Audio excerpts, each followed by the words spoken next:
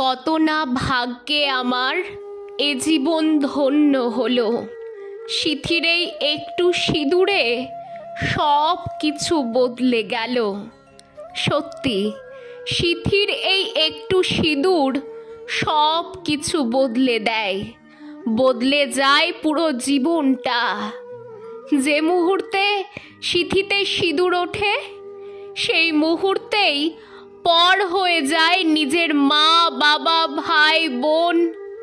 স্মৃতি হয়ে রয়ে যায় মেয়েবেলা, ভাই বোনেদের সাথে খুনসুটি, বন্ধু বান্ধবদের সাথে আড্ডা, সব কিছু। এই একটুকু সিঁদুর তোমাকে বলে দেয় এবার তোমার বদলানোর পালা। আপন মানুষ পর হয়ে যায়, আর পরকে আপন করে নেওয়ার সময়। কি আশ্চর্য এই একটুকু সিঁদুর, যেখানে আমরা 22-23টা বছর কাটিয়ে আসি। এতদিন জানতাম যে ওটাই আমার বাড়ি, সেখানে আর কোনো অধিকার থাকে না আমাদের। আমরা হয়ে যাই ক্ষণিকের অতিথি। যে মেয়েটার 10টার আগে ঘুম ভাঙতো না, সেই মেয়েটাই শিখে যায় ভোরবেলা উঠতে। যে মেয়েটা মুখের সামনে খাবার না আনলে খাবার খেত না, বা খাইয়ে দিতে হতো তার মাকে, সেই মেয়েটা শিখে যায় শ্বশুর বাড়ির প্রতিটি সদস্যের মুখের সামনে খাবার তুলে দিতে। না, কেউ শিখিয়ে দেয় না, বা কেউ বলেও দেয় না।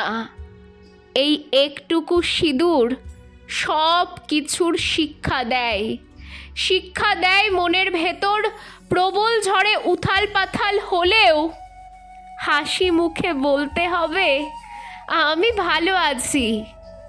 আর যদি না বলতে পারো, তাহলে তুমি সবার চোখে খারাপ। এই একটুকু সিঁদুর বলে দেয় মানিয়ে তোমাকে নিতে হবে, তোমাকে কেউ মানিয়ে নেবে না। মানিয়ে নেওয়াটা তোমার কর্তব্য। সংসারে কাজ করতে করতে যদি তুমি খাবার খাওয়ার সময় না পাও, দুটো ভাত মুখে দাও, পরে কাজ করবে। এই কথাটা বলারও তুমি কাউকে পাবে না।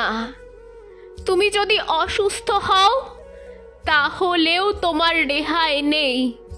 সংসারের কাজ তোমাকেই করতে হবে, কারণ তোমার সিথির সিঁদুর এটাই তোমাকে শিক্ষা দেয়। তুমি যদি আশা করো তারা তোমার যত্ন করবে, তোমার খেয়াল রাখবে, এটা তোমার ভুল। কারণ এই সিথির সিঁদুর যখন নিজের জন্মদাতা বাবা মাকেই পর করে দেয়, সেখানে অন্য কারোর কাছে আশা করাটাই অন্যায়।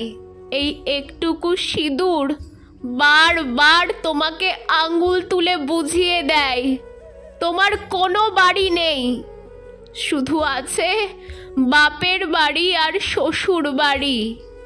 বাপের বাড়িতে তুমি অতিথি, আর শ্বশুর বাড়িতে তুমি আশ্রিতা। এই কথাটা শুনতে খারাপ লাগলেও এটাই সত্যি মেয়েদের জীবনে। সমাজ অনেক বদলে গেছে, এগিয়ে গেছে জীবন। বেশিরভাগ মেয়েই এখন কর্মরত। এখন অনেক শ্বশুরবাড়ি আপডেট হয়েছে, সবাই সবাইকে মানিয়ে নিচ্ছে।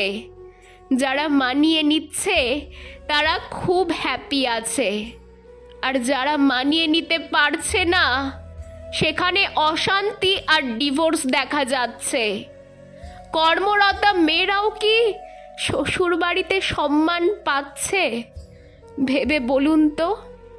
হ্যাঁ, কিছু মেয়ে হয়তো পাচ্ছে, আবার কিছু মেয়ে সংসারের কাজ করে নিজের চাকরি সামলে শ্বশুর বাড়ি করেও নিজের প্রাপ্য সম্মানটুকু পায় না। শুধু এক আশাতেই বেঁচে থাকতে হয়, একদিন সব কিছু ঠিক হয়ে যাবে। এই একটুকু সিঁদুরে সত্যি জীবনটা বদলে যায়।